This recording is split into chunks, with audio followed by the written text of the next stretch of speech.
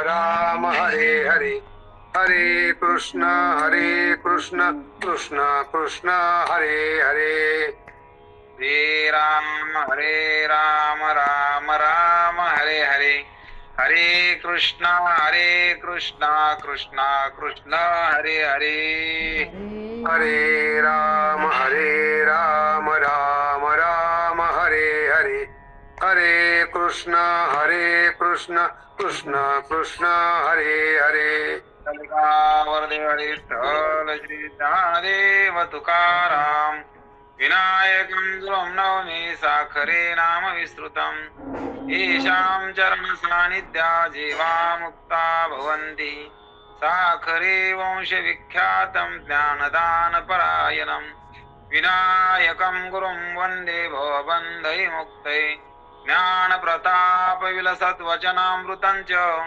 अद्वैत भाव पटुता हित बुद्धिरस्य ज्ञानेश्वरस्तु भगवान् अवतीर्णैव श्रीरंगनाथ गुरुराज नमोस्तुभ्यम् योगयाग विधी येणे नवे सिद्धी वायांची उपाधी दंभ धर्म भाविवीन देव नकळे निसंदेह गुरुविना अनुभव कैसा कळे तपी विन दैवत दिदल्या विन प्राप्त गुजे विन हित कोण सांगे ज्ञानदेव सांगे दृष्टांताची मत साधूच्या संगाती तरुण पाय हरिमुखे म्हणा पुण्याची गणना कोण करी. मागच्या वेळेसचा अभंग भावी विन भक्ती बापूराव महाराज गोरे यांनी घेतला होता. त्या अभंगामध्ये भाव असला तर भक्ती, भक्ती असले तर मुक्ती, बळ असलं तर शक्ती, आणि हे नसल तर हे बोलता येत नाही. बलवान आहे शक्ती नाही हे कसं शक्य आहे? भावत नाही भक्ती कशी मानता येईल? भाविविना भक्ती, भक्तीविना भक्तीच नाही तर मुक्ती कशी प्राप्त होईल? अशा प्रकारचं भावाविषयी त्या अभंगात बोललं गेलं. आणि दैवत पाहिजे असलं तर कैशी दैवत प्रसन्न त्वरित उगार आहे निवांत शिन शिवाया. खटपट करायची सोडून दे शरद महाराज. हा रामकृष्ण हरी. ते काय म्हणले? भाविविन देव न कळे निसंदेह गुरुविना अनुभव कैसा कळे. भावाशिवाय देव कळणार नाही. भाविविना भक्ती, भक्तीविना मुक्ती, बळविना शक्ती बोलू नये. कैशिने दैवत प्रसन्न त्वरित उगार आहे निवांत शिन शिवाया. तू व्यर्थ त्या ठिकाणी काहीतरी करू नको. उगार आहे म्हणजे निवांत राहाय, तुला हरीची प्राप्ती होती. सायाशे करीशी सायासानं प्रपंच करायला लागला, अट्टहासाने करायला लागला, दिनानिशी करायला लागला. निशी म्हणजे रात्री, दिन म्हणजे दिवस. सायाशे करीशी प्रपंच आणि हरीशी न भजशी कवन्या गुणे. देवाचं भजन का करीत नाही? काय कारण आहे तुला? काय कमी केलं तुला? शरीर नाही का? इंद्रिय नाही का? हरीशी न भजशी कवन्या गुणे. ज्ञानदेव म्हणे हरिजप करणे फायदा सांगितला. कारण फल पाहिजे आपल्याला. आपण कोणतीही बी गोष्ट करीत असलो, कोणतं कर्म करीत असलो, त्याच्यातून फलाचं मुख्य उद्देश फल असतो. फल मिळालं म्हणजे त्या कार्याची परिपूर्तता झाली. म्हणून कोणतं बी कार्य हे कार्यासाठी नाही तर फळासाठी असतं. आणि म्हणून काय फळ आहे नाम जपाचं? नामस्मरण केलं, देवाचं चिंतन केलं तर फल काय आहे? तर तुटेल धरणे प्रपंचाचे. प्रपंचाचं धरणं. कारण प्रपंच म्हणजे दुःख, प्रपंच म्हणजे जन्म मरण, याचं धरणं हे काही अखंडपणे जीवाला भोगावं लागायला लागलं दुःख, ते दुःख संपन पण हरीचा जप करावा लागला. तुटेल धरणे प्रपंचाचे. प्रपंचाचं धरणं. कारण प्रपंच काही निघायला तयार नाही, दुःख काही संपायला तयार नाही. दुःखासाठी प्रयत्न चालू आहे. दुःखामागून दुःख यायला लागले. प्रत्येकाला वाटतं मीच दुःखी आहे, परंतु सगळे दुःखी आहेत. जगी सर्व सुखी असा कोण आहे? विचारी मना तुझी शोधून पायी. मना तो आहे, तो रे पूर्व संचित केले तया सारिके यत्न प्राप्त झाले. म्हणून आपणच केलेलं संचित त्या ठिकाणी फळाला आलं. म्हणून केले कर्म झाले. हरिपाठात सांगितलं तेची भोगा आले, उपजले मेले ऐशे किती. आणि अशा प्रकारचं या ठिकाणी आपल्याला नामजप करा. नामजपामध्ये प्रवृत्त करायला लागले. हरिपाठामध्ये नामस्मरणाला खूप महत्व दिलं आणि एरवी तरी नामस्मरणासारखं सोपं साधन नाही आणि प्रत्येकाला करता येण्यासारखं असणारं नामस्मरण. म्हणून नाम जप यज्ञ परम बाधून शेके स्नानादी कर्म नामे पावन धर्मा धर्म नाम परब्रह्म वेदार्थे. कारण धर्म आणि अधर्म सुद्धा नामानं पावन झाले. अशा प्रकारचं नाम जपाचं महत्व आहे. म्हणून प्रत्येकानं नामस्मरण केलं पाहिजे.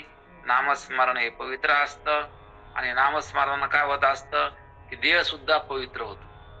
पवित्र तो देह वाणी पुण्यवंत जो देह अच्युत सर्व काळ देवाचं नामस्मरण जो करतो तर त्या नामाच्या प्रभावानं अपवित्र शरीर पवित्र होत. असं नामात काय प्रभाव आहे. वाणी सुद्धा पुण्यवंत होती. असं नामजपाचा प्रभाव सांगताना महाराज या अभंगामध्ये सुद्धा नामाचंच महत्व सांगायला लागले. कारण हरिपाठामध्ये संपूर्ण हरिपाठ जर पाहायला गेलो तर नामस्मरणाचंच वर्णन या ठिकाणी आपण बघायला लागलो. आणि आता सुद्धा या अभंगामध्ये, म्हणून आजचा अभंग 5वा, तर 5व्या अभंगामध्ये सांगायला लागले योग याग विधी येणे नव्हे सिद्धी वायाची उपाधी दंभ धर्म. नामस्मरण सोडून जर आपण भलत्याच मार्गाला जातो मग योग करतो. योग करणं सोपं आहे का? कारण योग म्हणजे अष्टांग योग.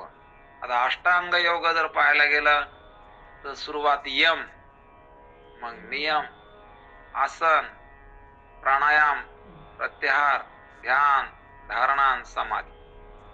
याला काय म्हणायचं? अष्टांग योग. आता इतक्या लांब आपल्याला जायचं नाही. इथं नुसतं काय सांगितलं त्यानं? वायाची उपाधी दंभ धर्म. आता इथं योग सांगितला तर योगातले सुरुवातच यमापासून आहे. यम म्हणजे काय? अहिंसा, सत्य, आस्ते, ब्रह्मचर्य आणि अपरिग्रह. याला काय म्हणायचं? यम. कारण अहिंसा कोणीही जीवाचा न घडो मत्सर वर्म सर्वेश्वर पूजनाचे. कारण देवाचं पूजन करायचं असलं तर कोणत्याही बी जीवाचा मत्सर होऊ नये, कोणाचा बी द्वेष करता कामा नये, कोणाला बी वाईट मानायचं नाही, कोणाचा द्वेष करायचा नाही, कोणाची बी निंदा करायची नाही. अशा प्रकारचं कोण्याही जीवाचा न घडो मत्सर, म्हणजे आपल्यापासून कोणालाच त्रास झाला नाही पाहिजे अशा प्रकारचं अहिंसा. मग ते शरीराकून, वाणीकून, मनाकून. मनात सुद्धा कोणाविषयी दोष नसणं, प्राणी मात्राविषयी दयाभाव असणं, देहानं सुद्धा प्राणी मात्रावर उपकारच करणं, दयाभावच करणं, वाणीनं सुद्धा त्या ठिकाणी अहिंसाच, म्हणजे दुसऱ्याला त्रास होईन असं नाही बोलणं, प्राणी मात्रावर प्रेमच करणं. म्हणून अहिंसा ही सांगितली सुरुवातीला. अहिंसा, सत्य. सत्य म्हणजे काय? सत्यापरते नाही तप. सत्यासारखं तप नाही. म्हणून सत्य खूप महत्वाचं असतं. म्हणून सत्य बोले तरी फुकासाठी जोडे हरी. म्हणून जग हे सत्यावर चाललेलं असतं. सत्य आहे म्हणूनच सूर्य उगायला लागला. जगात सत्य आहे म्हणून समुद्र पृथ्वीला बुडवीत नाही. म्हणून सत्य आहे अजून. म्हणून या ठिकाणी सत्यासारखं तप नाही. आणि सत्य जर बोलला तर देव जोडत असतो, एवढं सत्याचं काय फल आहे. म्हणून सत्य बोले तरी फुकासाठी जोडे हरी. कारण महाराज सांगते की देव सहज जोडतो सत्यानं. असं सत्यामध्ये काय शक्ती आहे. म्हणून 2 नंबर सत्य. आपण सांगायला लागलो यम. यम म्हणजे काय? यम म्हणजे अहिंसा, सत्य, आस्ते. 3 नंबरला आस्ते. आस्ते म्हणजे चोरी नाही करणं. चोरी नाही करणं याचा अर्थ कोणती बी वस्तू कोणाला न विचारता आणणं सुद्धा चोरीच असते. पुन्हा लुटून आणणं कोणाला चोरीच आहे. पुन्हा त्या ठिकाणी जास्तीचं त्याच्याकडून किंमत वाढवून घेणं दुकानदारानं, काहीचे काय भाव त्या ठिकाणी विकणं, याला सुद्धा चोरीच म्हणल्या गेलं ते. म्हणून असे चोरीचे असंख्य प्रकार आहेत. म्हणून आस्ते. म्हणून या ठिकाणी याला म्हणायचं असते. म्हणजे दुसऱ्याचं धन जो लुबाडत नाही कोणत्याही प्रकारात, त्याला काय म्हणायचं? असते. म्हणून अहिंसा, सत्य, असते, ब्रह्मचार्य. म्हणून ब्रह्मचार्य म्हणून जो ब्रह्मचार्य वाणीनं सुद्धा त्या ठिकाणी परस्त्रीविषयी मातृभाव व्यक्त करणं, मनात सुद्धा आदरभाव असणं आणि परस्त्री मातेप्रमाणे समजणं, आणि अशा प्रकारचं वाणीनं सुद्धा, मनानं सुद्धा आणि देहानं सुद्धा या ठिकाणी अशा प्रकारचं परस्त्रीचा अभिलाष नाही धरणं. आणि हे सांगितलं गृहस्थाला. आणि ब्रह्मचार्याला तर या ठिकाणी अशा प्रकारचं त्यांना ब्रह्मचारी व्रत धारण करणं, आणि हे झालं ब्रह्मचार्य. आणि अशा प्रकारचं 4 नंबरला सांगितलं असते ब्रह्मचार्य अपरिग्रह. अपरिग्रह म्हणजे आपल्याला जेवढं लागत तेवढंच त्या ठिकाणी गोळा करणं. जास्तीचं गोळा करणं आपला अधिकार नाही. जेवढं आपल्याला त्या ठिकाणी गरज आहे तेवढीच सामग्री आपण ठेवणं जवळ. जास्तीची सामग्री असणं हेच दुःखाला कारण आहे. म्हणून जास्तीचं नाही गोळा करणं. आपलं गरज आहे तेवढीच संपत्ती, गरज आहे तेवढीच वस्तू आपल्याकडे ठेवणं. अनावश्यक वस्तू, अनावश्यक त्या ठिकाणी मनाला ताण होईन अशा प्रकारचं उपद्व्याप होईन, किंवा आपण त्यात व्यर्थ वेळ गमितो, असं काही नाही करणं. म्हणून सांगितलं अपरिग्रह. परिग्रह करता कामा नाही. परिग्रह म्हणजे अनावश्यक साचून ठेवणं, आणि अपरिग्रह म्हणजे कामापुरतं लागत तेवढंच त्या ठिकाणी करणं. आपल्या गरजा पण कमी करणं. हौशी तर नाही हो, पण गरज सुद्धा कमीत कमी गरजेमध्ये जीवन जगणं. ते काही साधू संन्यासी लोक, साधक लोक त्या ठिकाणी जगत आहेत. आणि अशा प्रकारचं त्या ठिकाणी जेवढ्या आपण इच्छा अपेक्षा कमी केल्या, जेवढ्या गरजा कमी केल्या, तेवढं त्या ठिकाणी सुख वाढत असतं. म्हणून अपरिग्रह सांगितलं. हे झाले 5 प्रकारचे नियम. आता नियम सांगितले. आता नियम सांगताना सांगायला लागले की स्वच्छ. स्वच्छ म्हणजे सुचिरभूतपणा, आत बाहेर निर्मळ. वरून बी त्या ठिकाणी आंघोळ करणं, स्वच्छ त्या ठिकाणी राहणं. आणि हे झालं, परंतु आतमध्ये सुद्धा स्वच्छ पाहिजे. तर ज्ञानेश्वर महाराज सांगते की दधे माखला वायसू तो काय होईल राजहंसू. दह्यानं त्या ठिकाणी कावळ्याला त्या ठिकाणी आंघोळ घातली, तो काय राजहंस होईल काय? म्हणून अशा प्रकारचं त्या ठिकाणी वरून किती सजिला महाराज, पण आतमध्ये जर त्या ठिकाणी त्याला नाही कळलं तर मग महाराज की आपण पाहतो जगामध्ये सजिलेले महाराज जास्त आहे. त्याचे फेटे, त्याचे नखरे, त्याचे छल्ले द्यायला. आता महाराज लोकांना मोह सुटणं सोन्याचा, तर बाकीच्याला कवा त्या ठिकाणी सोडी देईन हेच बांधलेले आहेत म्हणल्यावर. यायला संपत्तीचा मोह आहे तर बाकीच्याचा कवा सोडी देईन ते, यायचाच मोह जाय ना. आणि मग तुकाराम महाराज तर सांगते, तुळशीवरी सोने हे तो गाढवाचे लेणे. अरे तुळस असताना सोनं काय करायचं तुला? गाढवाचं लेणं नाही का? या ठिकाणी असे जर महाराजच गाढव झाले तर बाकीच्याला काय शानी करणार आहे ते. आणि म्हणून सांगायला लागले की स्वच्छ. स्वच्छ म्हणजे अंतःकरण शुद्ध करण, आपुलाले चित्त शुद्ध करा. निर्मळ नाही, निर्मळ जीवन काय करेल साबण, तसे चित्त शुद्ध नाही तिथं बोध करील काही. वृक्ष न धळे पुष्प फळ, काय करलं वसंत काळ, प्राण गेले या शरीर, काय करलं व्यवहार, तैसे चित्त शुद्ध नाही ते बोध करील काही. तसं जर चित्त शुद्ध नसलं तर बोध करता येत नाही. म्हणून मन शुद्ध लागत. आणि म्हणून स्वच्छ सांगितलं. हे नियम सांगायला लागलो मी 2 नंबरचे नियम. म्हणजे पहिल्यामध्ये स्वच्छ सांगितलं. स्वच्छ. आता झालं तप. स्वच्छ संतोष. संतोष म्हणजे अंतःकरण नेहमी प्रसन्न ठेवणं, नेहमी खुश राहा आणि प्रसन्न राहा. नाराज राहायचंच नाही. कसं राहायचं? नेहमी प्रसन्न राहायचं. कारण देव आपल्यावर कसा आहे? प्रसन्न आहे. देवानं आपला काहीच कमी केलं नाही बरं. देवानं आपलं काही कमी केलं का म्हणून नाराज राहावा का? नाही. आनंद राहिला पाहिजे, आनंद वाटला पाहिजे नेहमी. दुःखी राहायचंच नाही. म्हणून संतोष पाहिजे चित्तामध्ये, प्रसन्न राहायला पाहिजे. कारण मन करारे प्रसन्न सर्व सिद्धीचे कारण. कारण मन जर प्रसन्न असलं, प्रसन्नपणा मनाचे हे, अप्रसन्नत्व मनाचे हेच सर्वस्व दुःखाचे, या कारण इंद्रियाचे दमनकीचे.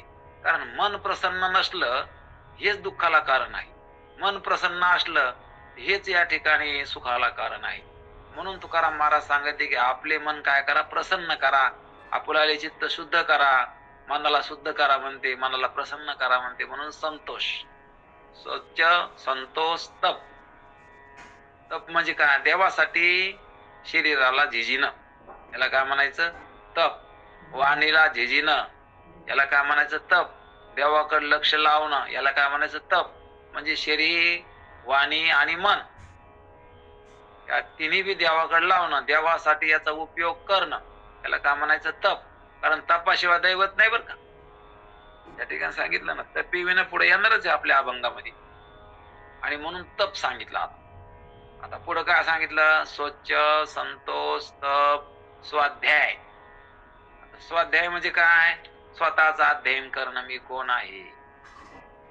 स्वाध्ययन, स्वतःच अध्ययन करणं, स्वतःविषयी जागृत राहणं. साखरे महाराज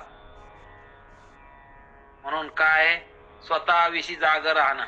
म्हणून अशा प्रकारचं त्या ठिकाणी याला काय म्हणायचं? स्वाध्याय. आणि शेवटी सांगितलं ईश्वर प्रणिधान, ईश्वराची उपासना करणं. आणि हे प्रत्येक प्राण्याचं काम आहे. कारण ईश्वरानं हा देह देवे दिला देह, भजना गोमटा तोया झाला फाटा बाधिकेचा. देवानं शरीर दिलं, देवानं सगळं दिलं, आणि म्हणून त्या देवाची उपकाराची जाण, म्हणून त्याची उपासना करणं हा एक सुद्धा नियम आहे. म्हणून स्वच्छ संतोष तप स्वाध्याय आणि ईश्वर प्रणिधान, याला काय म्हणायचं? नियम. हे 5 नियम जीवनामध्ये लागू केले पाहिजे. आणि 5 यम सांगितले. यम म्हणजे काय? आपण आताच पाहिलं. आणि नियम म्हणजे काय? हे सुद्धा आपण पाहिलं. यम म्हणजे काय? अहिंसा, सत्य, आस्ते, ब्रह्मचर्य, अपरिग्रह. अशा प्रकारच्या या ठिकाणी याच्यात राहणं, याला म्हणायचं यम. आणि नियम म्हणजे स्वच्छ संतोष तप स्वाध्याय आणि ईश्वर प्रणिधान. हे 5 नियम सांगितले. हे अष्टांग योगातले पहिले 2 अंग आहेत. अष्टांग म्हणजे 8 योग. अष्टांग योग म्हणजे 8 प्रकारचा योग. त्याच्यातले पहिले 2 यम आणि नियम, पुढचे आसन प्राणायाम प्रत्याहार ध्यान धारणा समाधी. म्हणून याचा आपल्याला पण उपयोग आहे म्हणून आपण 2च या ठिकाणी घेतले. पण आता पुढं या अभंगात सांगायला लागले की योगाने सुद्धा, यागाने सुद्धा, विधीनं सुद्धा सिद्धी होत नाही. कारण सिद्धी कोणती? तर सुखाची प्राप्ती, दुःखाची निवृत्ती. कारण सर्वांना काय पाहिजे? सुख. सर्वांना काय नाही पाहिजे? दुःख. दुःख नाही पाहिजे आणि सुख पाहिजे. प्रत्येकाचे प्रयत्न आहेत, मनापासून आहेत. आणि सर्व काही सुखासाठी प्रयत्न करायला लागले. काही पाहिजे असलं तर त्यांना सुखासाठी पाहिजे, म्हणजे सुख पाहिजे. आणि म्हणून योग याग विधी येणे नव्हे सिद्धी. योगानं, याग म्हणजे यज्ञ, योग याग विधी. आता विधी म्हणजे शास्त्रानं काय सांगितलं?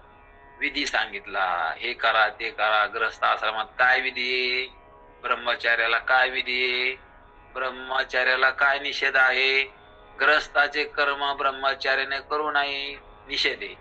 ब्रह्मचार्यानं त्याचे कर्म करा, की भिक्षाटन करणं, पुन्हा त्या ठिकाणी गुरुची सेवा करणं, अभ्यास करणं, हा त्याचा विधी झाला. आणि त्यानं अर्थार्जन करू नये, हा त्याचा निषेध झाला. स्त्रीसंग करू नये, हा त्याचा निषेध झाला. त्यानं कोणत्याही प्रकारचा संग्रहित वस्तू ठेवू नये अनावश्यक घरामध्ये, हा त्याचा निषेध झाला. आणि विधी काय? तर त्यानं त्या ठिकाणी गुरुसेवा करणं, अभ्यास करणं, हा त्याचा विधी झाला. तसं प्रत्येक आश्रमामध्ये विधी आणि निषेध. आणि म्हणून संन्यासाचा काय विधी? त्यानं आपलं जीवन त्या परमार्थासाठी वाहून घेणं, हा त्याचा विधी. त्यानं त्या बाकी आश्रमातल्या लोकांसारखं त्याला वागता येत नाही. म्हणून प्रत्येकाला विधी आणि निषेध शास्त्रानं सांगितले. म्हणून शास्त्र काय सांगतं? तो विधी. आता योग याग विधी. म्हणून या ठिकाणी हे सर्व करीत असताना याच्यामध्ये चुका सुद्धा होत असतात. म्हणून या ठिकाणी चांगलं वागाव हे बरोबर आहे, परंतु चांगलं वागून त्याच्यात जर देवाचं नामस्मरण असलं तर ते चांगलं आहे. आणि जर का देवाचं नामस्मरण नाही केलं तर ते चांगलं वागणं सुद्धा अंगलट येतं. याचा अर्थ चांगलं वागण्याचा सुद्धा अहंकार तयार होत असतो. म्हणून चांगलं वागणं चांगलं कधी? तर देवाला शरण गेल्यावर. जो देवाला शरण जातो तेव्हा त्याचं चांगलं वागणं चांगलं होत असतं. आणि म्हणून आपण पाहिलं की सुद्धा अधर्मानं वागणारे सुद्धा तरुण गेले देवाच्या नादी लावून, आणि धर्माने वागणारे सुद्धा त्या ठिकाणी फसल्या गेले, देवाला सोडून दिलं. असे या ठिकाणी पुराणामध्ये आपण उदाहरण पाहतो की अधर्मानं राक्षस लोक वागले, परंतु देवाचा विषय झाले. कारण विषय कोणाला केलं? देवाला केलं. आणि देवाला विषय केल्यामुळं त्याचा उद्धार झाला. कसे वागले? अधर्मानं वागले, परंतु विषय कोणाला केलं होतं? देवाला केलं होतं. त्यांच्या समोर कोण होता? देव होता. म्हणून अधर्म सुद्धा त्या ठिकाणी उद्धार करायला कारण झाला त्यांचा. कोणाचा? राक्षस लोकांचा. आणि नहुस राजा पुण्यवान होता, परंतु त्याला त्या अभिमानामध्ये ज्ञानेश्वर महाराज सांगते, नहुस स्वर्गाधिपती झाला, परी रहाटी भांबावला. रहाटी म्हणजे कसं राहावा स्वर्गामध्ये हे त्या नहुशाला कळलं नाही बर का. म्हणून पुण्यवान झाला म्हणजे काय झालं? त्याला कसं वागावं हे जर नाही कळालं तर मग नहुस राजा मोठा त्या ठिकाणी राजा होऊन गेला. आणि एवढा मोठा राजा झाला की त्याला त्या ठिकाणी स्वर्गामध्ये राक्षस लोक आहे ना, त्या इंद्राला काहीतरी संकट आलं तर इंद्राच्या जागेवर याला राजा करायचं म्हणून बोलून घेतलं स्वर्गामध्ये. स्वर्गातला राजा म्हणल्यावर कोण जाणार नाही, म्हणून त्याला नंबर लागला तिथं. कुठं? स्वर्गातला राजा होता. कोणला? दादा कोणाला लागला नंबर? जरा खाली खाली कॅमेरा जरा थोडा वर. नहुस राजाला काय झालं? हा, स्वर्गामध्ये नंबर लागला त्याचा.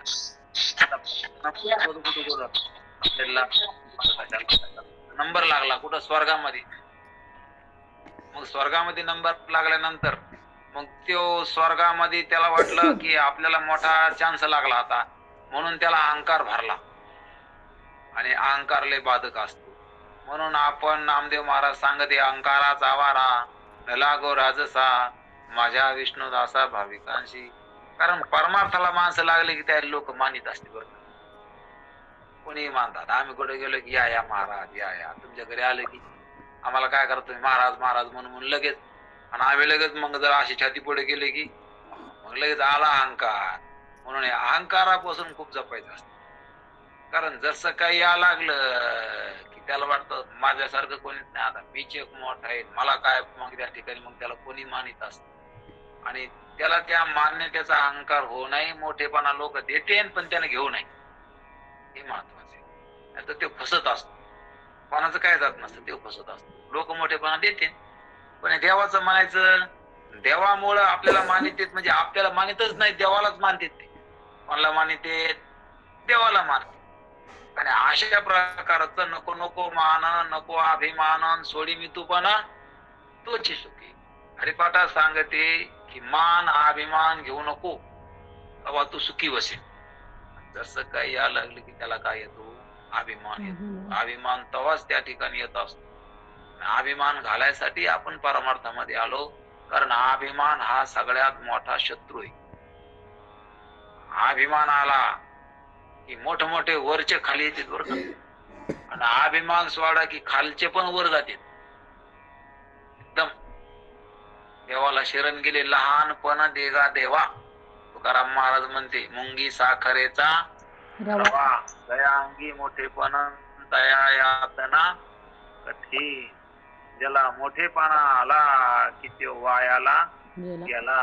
म्हणून परमार्थात येऊन एक एक गोष्ट शिकायची असते. अहंकार सोडायचा, मोठेपणा सोडायचा.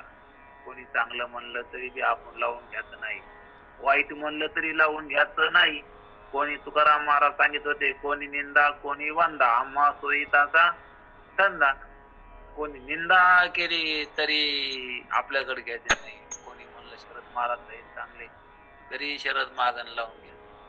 कोणी म्हणलं शरद महाराज सारखी खराब माणसं नाही तरी बी त्यांना लावून घ्यायचं. कारण काय वंदी निंदी तुझ तो गा तुका म्हणे पांडुरंगा, कारण तुला सगळे वंदन करायला लागले, तुझी सगळी निंदा करायला लागले, मी कशाला लावून वंदी निंदी तुझ तो गा, म्हणून मी काय माझ्याकडे लावून आपल्याकडे काही घ्यायचं नाही. का नाही घ्यायचं? महाराज आवाज येत नाही. आवाज आवाज आवाज आहे ना आवाज. रामकृष्ण हरी महाराज. महाराज आवाज तुमचा गेला. आवाज महाराज तुमचा आवाज गेला. आवाज महाराज आवाज गेला तुमचा. आवाज आवाज आवाज आवाजाला काय झालं होतं? आला का? हो आता आला. आला आला आला आला आला हा, बोल. आला.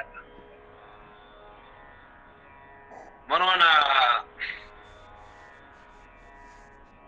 कुठपर्यंत आलं होतं आपलं? आवाज गेला ना त्यामुळे नाही कळलं. आवाज गेल्यामुळे कळलं नाही कुठपर्यंत आलं होतं ते. कोणी निंदा कोणी वंदा. हा, कोणी निंदा कोणी वंदा, आम्हा सोयीताचा धंदा. धंदा. तुम्ही गेल्यामुळे तुमचा आवाज गेला आमचा. हा तुम्ही हजर म्हणजे आवाज जात नाही कुठं मग. नाही जात. म्हणून ते नऊस राजा स्वर्गामध्ये गेला आणि स्वर्गात गेल्यावर नऊस स्वर्गाधिपती झाला, परी राहते भांबावाला.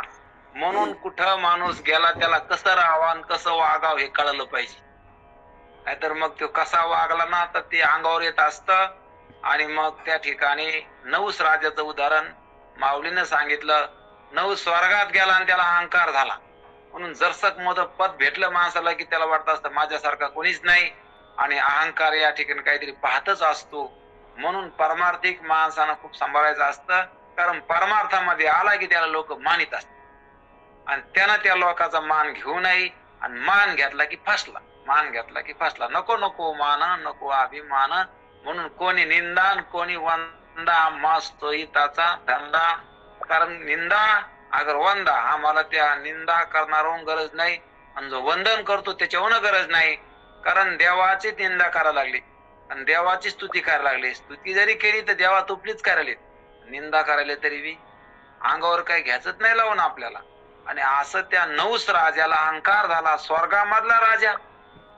आणि मग स्वर्गात राजा झाल्यानंतर त्या ठिकाणी त्यानं ऑर्डर द्याला. आता राजा म्हणल्यावर काय, राजानं सांगितलं स्वर्गात गेल्यानंतर तो म्हणला की आता मी स्वर्गातला राजा झालो. त्याला लगेच अशा प्रकारचा गर्व आला, ताठा आला. आणि तो म्हणला आता इंद्रायणी मला बायको करायची, तिला आता माझ्याकडे घेऊन ये. आता त्या ठिकाणी मग आता तिथं राजा म्हणल्यावर कोणत्या आडीणार आहे. आणि एवढ्यामध्ये सांगितलं तिथं 7 ऋषी आले. ऋषीला सांगितलं की तुम्ही त्या ठिकाणी जा आणि त्या पालखी मला ती जर येत नसली मग तिच्याकडे मला घेऊन जा. असं म्हणून त्या ठिकाणी त्या 7 ऋषीची त्यानं पालखी केली आणि त्या पालखीमध्ये बसला. आणि मग तिकडे त्या ठिकाणी चालल्यानंतर ते ब्राह्मण लोक, ते ऋषी लोक, त्याला जरा म्हातारे होते, चालता येत नव्हतं. ह्यो त्या ठिकाणी त्याला चला चला चला चला म्हणू लागला. त्याला राग आला आणि त्याने त्याला श्राप दिला की तू साप होऊन खाली पडशील. इंद्र बाजूला राहिलं आणि त्याला इंद्रायणी भेटली नाही, परंतु त्याला सर्प होऊन खाली पडावं लागलं. म्हणून अशा प्रकारचं प्रत्येक आपला विषय चालला की कोणत्याही कर्मामध्ये धोका आहे, पण नामस्मरणामध्ये कोणता धोका नाही. स्वर्गात गेला, पुण्याने गेला, परंतु त्या पुण्यात सुद्धा धोका होता. तसं योग करताना सुद्धा देवाची प्राप्ती होईन असं नाही. यज्ञ केला, यज्ञ करून त्या ठिकाणी स्वर्ग भेटणंच असं नाही. आणि भेटला तरी क्षणिक आहे, कारण खऱ्या जीवाला खोटा स्वर्ग भेटला. खऱ्या जीवानं खोटं पुण्य केलं, पण खऱ्याला काय खोटंच भेटलं नाही. इथलं खोटं काय तिथलं खोटं काय, कारण खऱ्याला खरं भेटणं हे खरं आहे, पण खऱ्याला खोटं भेटणं ही खऱ्याची फसवणूक आहे. म्हणून खऱ्याची फसवणूक होऊ नये म्हणून हरिपाठामध्ये आपल्याला बोध केला, योग याग विधी येणे नव्हे सिद्धी. योगानं नाही, याग म्हणजे यज्ञानं नाही, योग याग विधीनं बी नाही, आणि येणे नवे सिद्धी वायाची उपाधी दंभ धर्म. कारण दंभ धर्म, कारण दांभिक होतो ना आपण. दांभिक मध्ये अहंकारी होतो, ताठा येईन आपल्याला. आणि म्हणून यानं काय त्या ठिकाणी आपलं कल्याण होणार नाही. म्हणून योगयाग विधी येणे नवे सिद्धी वायाची उपाधी दंभ धर्म. आता या ठिकाणी देव कळायचा असला तर ह्या वरच्या गोष्टींना देव कळणार नाही. योगाना देवाची प्राप्ती नाही, यज्ञाना देवाची प्राप्ती नाही, विधीना देवाची प्राप्ती नाही. विधी पाहिला, विधी म्हणजे प्रत्येकाचा विधी अलग अलग असतो. गृहस्थाला वेगळा विधी, संन्यासाला वेगळा विधी. गृहस्थाला वेगळा निषेध, संन्यासाला वेगळा निषेध. संन्यासाला काय करपात्री भिक्षा, गृहस्थाला काय त्यानं त्या ठिकाणी व्यवसाय धंदा करून जोडून या धन उत्तम व्यवहारे उदास विचारे वेच करी हे सांगितलं गृहस्थाला. आणि संन्यासानं जर पैसा घेतला तर त्यानं 3 दिवस उपवास करावा, हा शास्त्राचा नियम आहे. त्यानं जर चुकून पैसा घेतला संन्याशानं तर 3 दिवस उपवास करायचा आणि घेतलेला पैसा तर टाकून द्यायचा, परंतु प्रायचित्त म्हणून 3 दिवस उपवास करायचा असं शास्त्र सांगतं. म्हणून प्रत्येकाचा विधी अलग आहे आणि प्रत्येकाचा निषेध अलग आहे. आणि म्हणून सगळ्या त्या ठिकाणी कर्मकांडात धोका आहे. योगात धोका आहे, यागात धोका आहे. याग म्हणजे यज्ञामध्ये, कारण चुकला की पतन होत. यज्ञामध्ये धोका, यागात धोका. म्हणजे यागात धोका म्हणजे यज्ञात धोका, योगात धोका, विधीमध्ये धोका. येणे नवे सिद्धी, परंतु धोका तर आहेच, पण अहंकार येण्याची शक्यता आहे. पुन्हा मी एक मोठा ज्ञानी आहे, मी एक मोठा योगी आहे, तपस्वी आहे, मी एक मोठा याज्ञिक आहे, अशा प्रकारचा त्याला अहंकार होण्याची शक्यता दाट असते. म्हणून वायाची उपाधी दंभ धर्म. दंभ धर्म म्हणजे अहंकार येऊ शकतो. आणि म्हणून देव कळायचा असला यानं निश्चित देवाची प्राप्ती होईन असं नाही.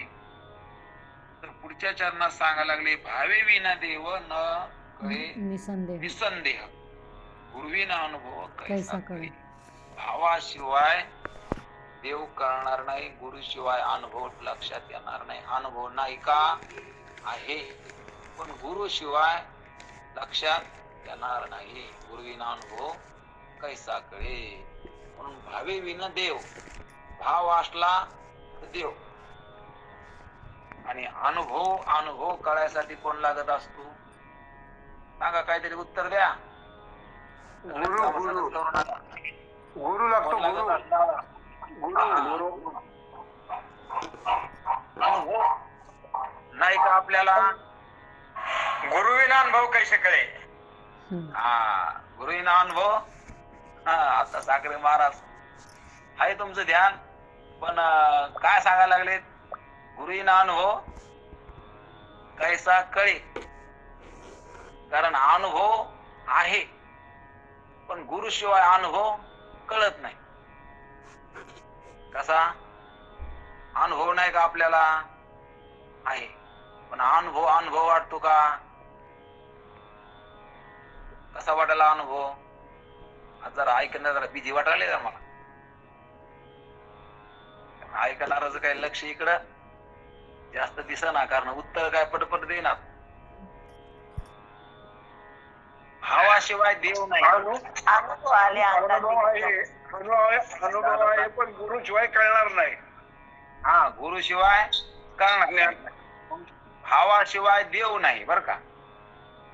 भावे विना देव न कळे निसंदेह. निसंदेह देव कळत नाही. कशाशिवाय. भावाशिवाय. आणि गुरुशिवाय अनुभव येत नाही, येणार नाही. अनुभव आहे, पण ते अनुभव वाटना. अनुभव कळायसाठी गुरु लागत असतो. गुरु पाहिजे. गुरुविना अनुभव. आता अनुभव नाही का आपल्याला. आपण पहिले येत का आताचे दादा. तुम्ही तरुणपणातले आहेत का बालपणातले आहेत का म्हातारपणातले. पहिलेचे पहिलेचे म्हणजे कावाचे कालचे नाही, अनादिकालापासून. अनादिकालापासून. जरा ओपन करून बोला ना, मला वाटतंय मग कोण बोलायला लागलं कळत ना. व्हिडिओ ऑन करा. व्हिडिओ ऑन करा. हा. प्र फोन करा जरा, बोला. प्रल्हाद दादा व्हिडिओ ऑन करा तुमचा. की काय आहे आता मी सांगायला लागलो परंतु काही कळालं पाहिजे ना. प्रल्हाद दादा चाळक व्हिडिओ ऑन करा की तुमचा. पहिलं बटन आहे बघा, जरा आम्हाला पण बघू द्या कोण बोलतंय. टाका जरा तोंड तुमचं. आणि म्हणून या ठिकाणी सांगायला लागले भावाशिवाय देव नाही. भाव असला तर देव आणि भाव नसला तर देव नाही बरं का. भावी विना देव न न कळे निसंदेह. निसंदेह मध्ये निश्चित देव कळायचा असला तर भाव लागत असतो. भावाशिवाय देव कळणार नाही. गुरुशिवाय अनुभव नाही. कारण गुरुनं सांगितलं, काय सांगितलं, तू पूर्वीच आहेस. आपण पूर्वीचे आहोत आपल्याला माहित नाही का. आहे पण आपल्याला वाटतं मी शरीर आहे. मग शरीर पूर्वीचे आहे का आपण पूर्वीचे आहोत. कसं आहे, आपण पूर्वीचे आहोत, शरीर आत्ताच आहे. आपण म्हणजे कोण शरीरच का. आपण म्हणजे अंतरीचा अंतरात्मा, तो अनादि अनंत आहे. म्हणजे आपण म्हणजे शरीर नाही समजा असंच ना. नाही, सच्चित आनंद. सच्चित आनंद. आपण कसे आहोत, सच्चित आनंद. प्रल्हाद दादांचा चेहरा बघून घ्या. प्रल्हाद दादा शरीराहून कसे आहोत. प्रल्हाद दादांनी चेहरा दाखवलाय. हा म्हणजे आपण शरीराहून वेगळे आहोत. शरीराहून वेगळे आहोत म्हणजे आपल्याला कळत. आपण ज्याला मी म्हणायला लागलो त्याला कळत नाही. रावसाहेब भाऊ बरोबर आहे का. आपण ज्याला मी म्हणायला लागलो त्याला कळत नाही. आणि ज्याला कळत तो मी आहे. जे दिसतो तो मी नाही. तुका म्हणे नव्हे दिसतो मी तैसा पुसणे ते पुसा पांडुरंगा. कारण मी कसा आहे तर हे जसा तुम्हाला दिसतो तसा मी नाही. मग मी काय वस्तू आहे. मी आयशी काय जाती अवघड किती पाहता नाही होत उल्लंघन. कारण मी कसा आहे हे लवकर कळना. मी काय वस्तू आहे. म्हणून या ठिकाणी हे गुरुशिवाय कळत नाही बरं का. जे सांगते त्याला गुरु म्हणायचं. जे आपल्याविषयी निवाडा करून देते म्हणून आपला निवाडा आपल्याला व्हायला पाहिजे. मी कोण आहे अशा प्रकारचं आपल्याला आपण कोण आहोत हे माहित नाही. आणि हे जोपर्यंत आपल्या लक्षात येत नाही तोपर्यंत आपला परमार्थ झाला नाही. आपण संसारीच आहोत. आणि मी कोण आहे कळणं हेच या ठिकाणी पारमार्थिक म्हणण्याचं लक्षण आहे. कारण आपण पारमार्थिक आहोत पण स्वतःला व्यावहारिक म्हणायला लागलो. म्हणून व्यावहारिक देहाला कळत नाही. मला कळत म्हणून भावी न देव न कळे निसंदेह गुरुविना अनुभव कैसा कळे. म्हणून जेवढं मातीच्या ढिगराला कळत नाही तेवढंच देहाला कळत नाही. कारण देह तरी काय मातीचाच आहे. देह मातीचा आहे. हे शरीर तरी कशाचे मातीचे. भिंत तरी कशाची मातीची. म्हणजे मातीला कळत नाही मला कळायला लागलं. म्हणजे मी कळणारी वस्तू आहे. आणि कळणारी वस्तू आहे म्हणजे ह्या देहाहून ह्या जगाहून मी कसा आहे वेगळा आहे. वेगळा आहे म्हणजे मी याच्यापैकी नाही. आणि हे गुरुशिवाय कळत नाही बरं. भावाशिवाय देव कळत नाही आणि गुरुशिवाय अनुभव कळत नाही. म्हणजे दोन्ही पण या ठिकाणी भक्ती बी सांगितलं ज्ञान बी सांगितलं. आता ज्ञान या ठिकाणी आहे पण ते गुरुशिवाय लक्षात येत नाही. आणि भाव असला तर भक्ती होती. भाव जर नसला तर भक्ती होत नाही. कारण भक्ती व्हायला काय लागत असतं भाव लागत असत. हा कस काय साखरे महाराज काय लागत भाव भाव. हा भाव लागत. मग आता काय भाव चाललाय सध्या म्हणून भाव आहे का आपल्याकडे भाव. देव भावाचा भुकेला हाची दुष्काळ तयाला. हा देव भावाचा भुकेला हाची दुष्काळ तयाला. आणि म्हणून देव भावाचा भुकेला आहे. कारण देवाला काय लागतो भाव लागतो. आणि भाव असला तर भक्ती होत असती आणि भाव नसला तर भक्ती होत नाही. म्हणून भावे विना भक्ती अभंग सुद्धा गेलेला आहे मागचा. भाव असला तर भक्ती इथं पण सांगितलं भावे विना देव. भाव असला तर देव आणि भाव नसला तर देव नाही. कारण देवाची भक्ती करताना भाव लागतो. भाव बळे आकडे पुढे येणारच आहे ते. आता एरवी ना कळे करतळी आवळे तैसा हरी.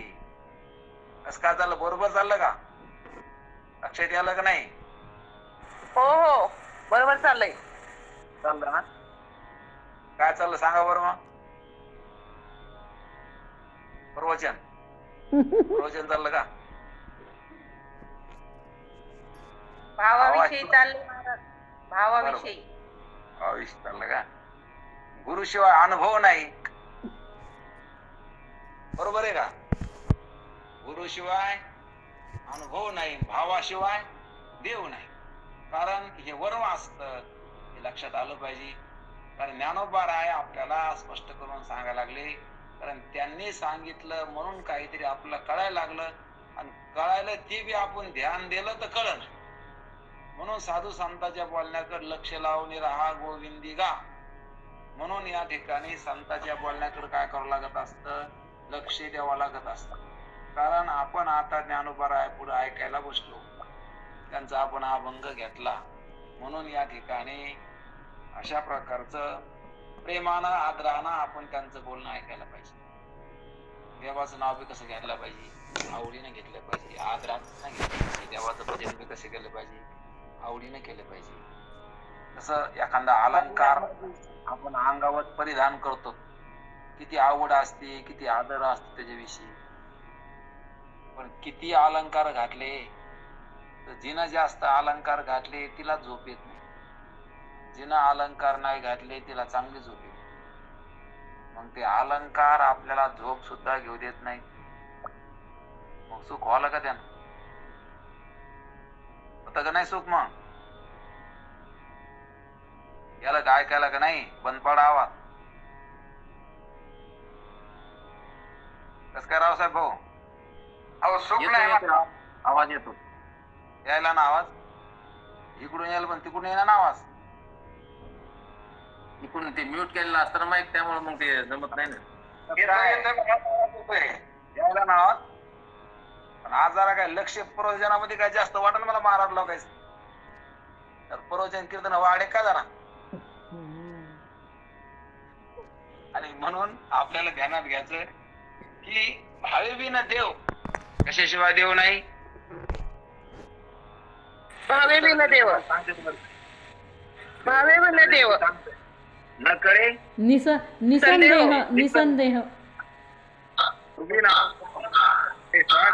गुरुशिवाय अनुभव नाही, भावाशिवाय देव नाही.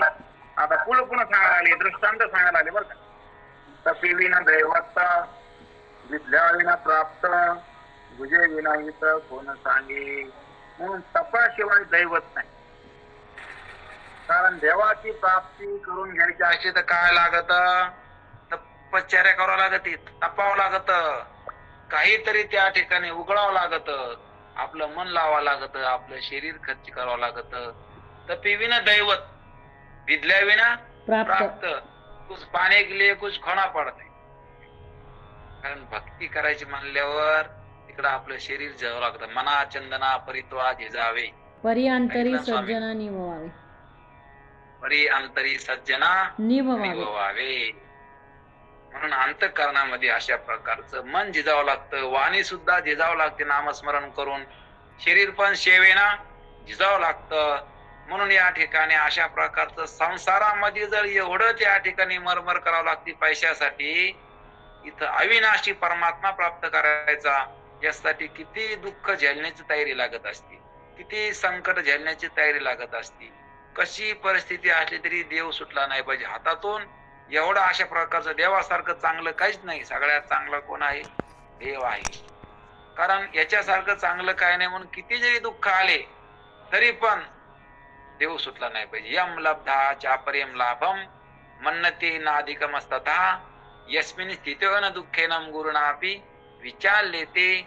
म्हणून कोणता बी लाभ त्या ठिकाणी प्राप्त झाला तर ह्या लाभासारखा लाभ नाही.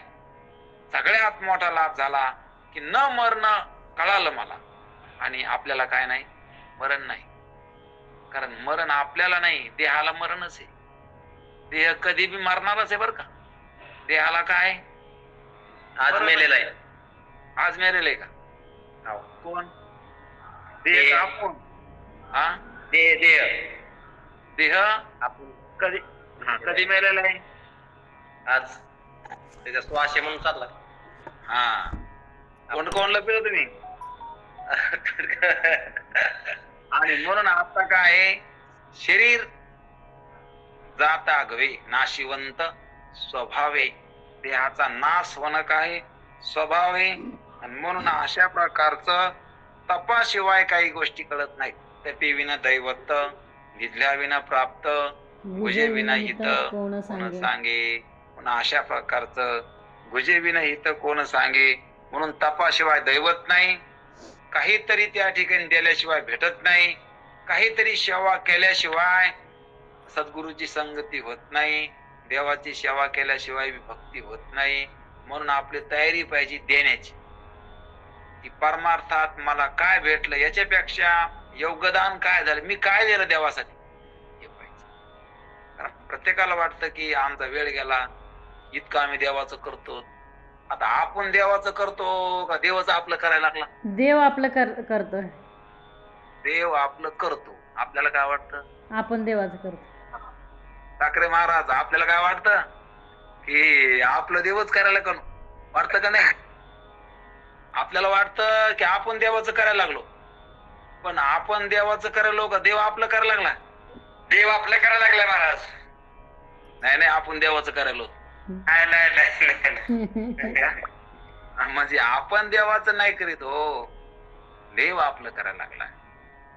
म्हणून या ठिकाणी सकळ जीवांचा करीतो सांभाळ, तुझं मोकलीला ऐसे नाही. ऐशे नाही. कारण सर्वांचा सांभाळ तो करायला लागलाय.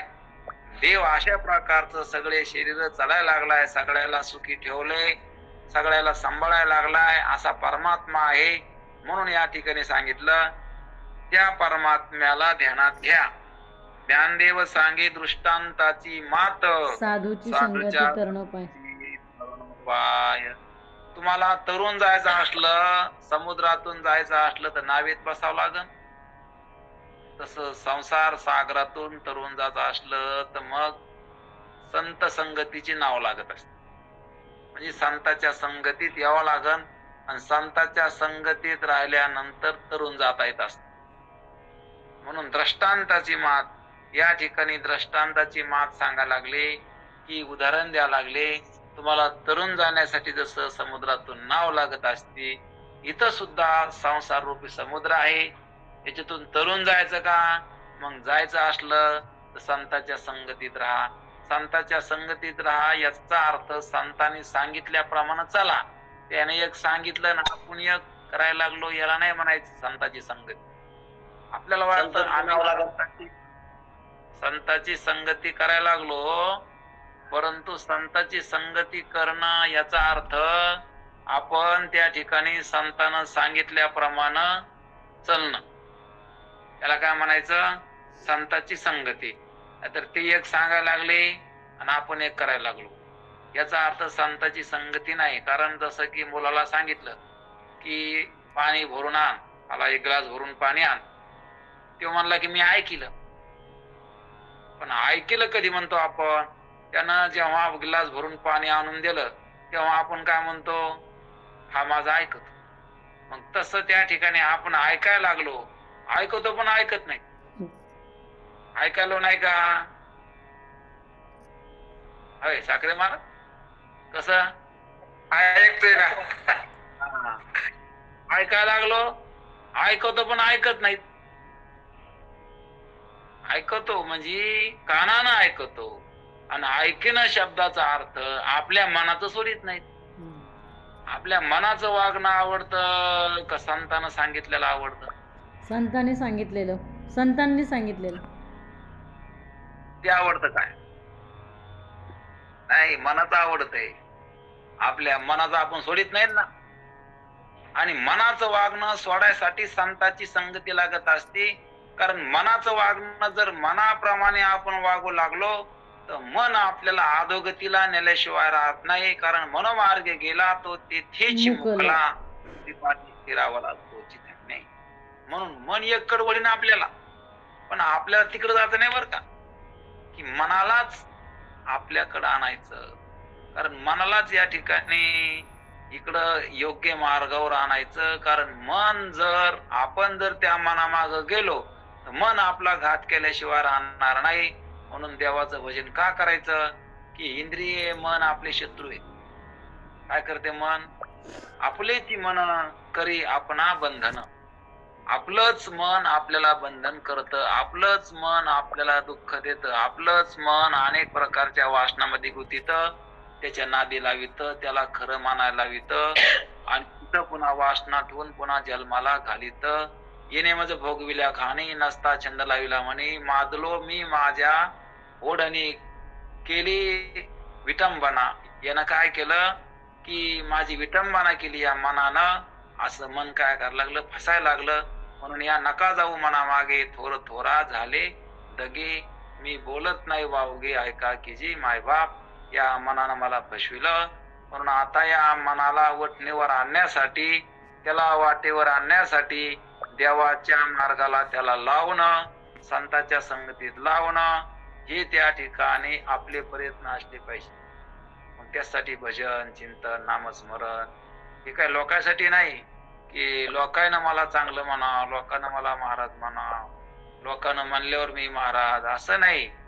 तर मला कळायसाठी मी परमार्थ करायला लागलो. माझा परमार्थ देवाला आवडला पाहिजे. माझ्या परमार्थानं माझं कल्याण झालं पाहिजे. कारण अगोदर माझं कल्याण झाल्यावर लोकांचं कल्याण मला करता येईल. पण माझं कल्याणच या ठिकाणी आता माझ्या हातामध्ये येते. पुन्हा माझं कल्याण दुसऱ्याच्या हातात नाही.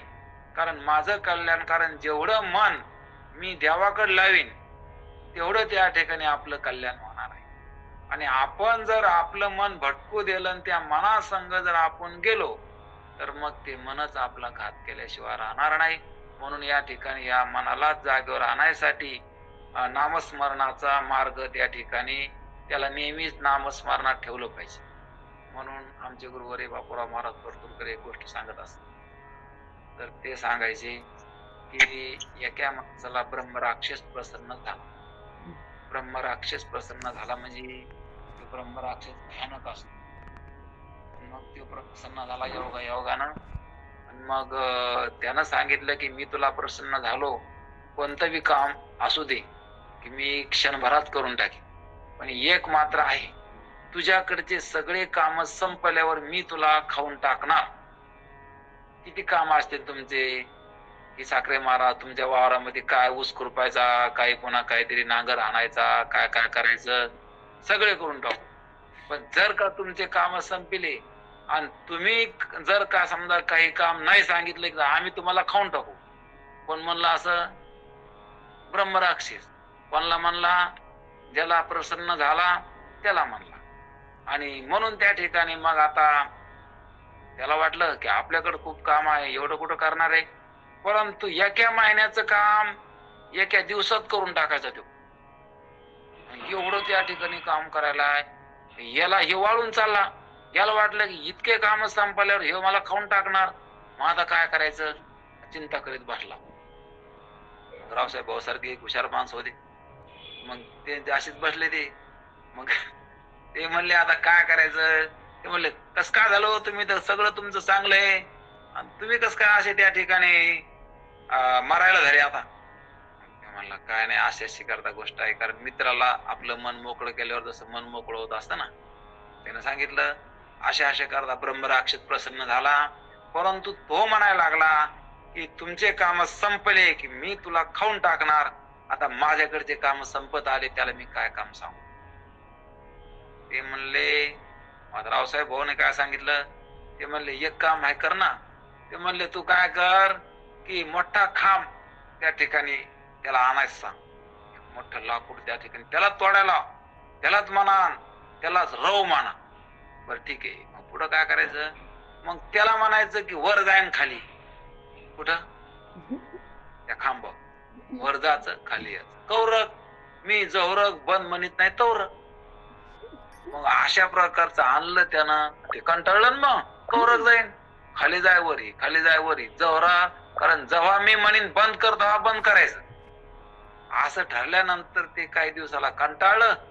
ते म्हणलं नको आता, चला दुसरं घर पाहू आपण एखादं चांगलं. मग ते निघून गेलं. मग तशा प्रकारचं ह्या मनाला राम नामाचा जर अखंड अशा प्रकारचा ध्वनी अंतःकरणामध्ये चालू राहिला तर ते मन कंटाळून मरून जाईल. आणि ते मन काय एकदा मेलं की जीवाला सुख होणार आहे. कारण हे गेल्याशिवाय सुख नाही. कारण मन म्हणजे काय कल्पना, आणि कल्पना गेली की एका जनार्दनी कल्पची मोराला आणि तोची हरी झाला ब्रह्मरूप. कल्पना गेली की तो परमात्माच आहे. म्हणून अशा प्रकारची कल्पना गेली पाहिजे. सांडी कल्पना उपाधी तीच साधूला समाधी. म्हणून ही कल्पना घालायसाठी एकच मार्ग आहे. तुम्ही काय म्हणा, हरिमुखे म्हणा, हरिमुखे म्हणा.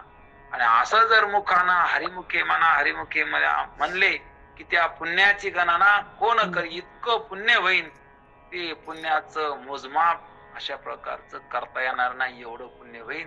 म्हणून असं त्या ठिकाणी कशानंच पुण्य होणार नाही. इतकं पुण्य हरीच्या नामानं होत असतं. म्हणून हरीच्या नामामध्ये एवढं सामर्थ्य आहे की तेवढं सामर्थ्य तुमच्या कोणत्याच पुण्यामध्ये नाही, कोणत्याच साधनेत नाही. म्हणून सर्व साधनाचं सार हरिपाठामध्ये सांगितलं. साधनांचे सार नाममुखी गाता, हरी हरी म्हणता कार्यसिद्धी. तुमचं कोणतं बी कार्य असू द्या, कोणतं काम असू द्या, कोणतं बी कर्म असू द्या, काही बी असू द्या, पण हरीच्या नामानं ते सर्व यथासांग पार पडन किंवा सर्व कार्य सिद्धी होईल. म्हणजे कोणतं बी कार्य अधुरं राहणार नाही. जे धरलं ते त्या ठिकाणी शेवटला जाईल. असं सामर्थ्य हरिनामाशिवाय दुसऱ्या कशात नाही. म्हणून हरिनामानं सर्वांची सिद्धी होती. असं फळाला प्राप्त करून देणार हरीचं नाम आहे. म्हणून प्रत्येक अभंगाला सांगायला लागले तुम्ही काय करा की हरिमुखी म्हणा. द्वंदा सांगितलं, हरिमुखी म्हणा. कारण त्या ठिकाणी हे जरा जागेवर नसते. म्हणून यायला पुन्हा पुन्हा पुन्हा पुन्हा सांगावं लागत असतं. असं साधू संताला माहित असतं. म्हणून त्यानं द्वंदा सांगितलं आपल्याला, हरिमुखी म्हणा. सावध करून सांगितलं आपल्याला, हरिमुखी म्हणा. आणि असं जर मुखाना हरी हरी म्हणले तर त्या पुण्याची गणना कोण करी. किती पुण्य झालं त्या पुण्याची मोजमाप करता येणार नाही. एवढं पुण्य इतकं त्या ठिकाणी पुण्य होत असतं. आणि कशाने होत असतं? हरीच्या नामानं. आणि सोप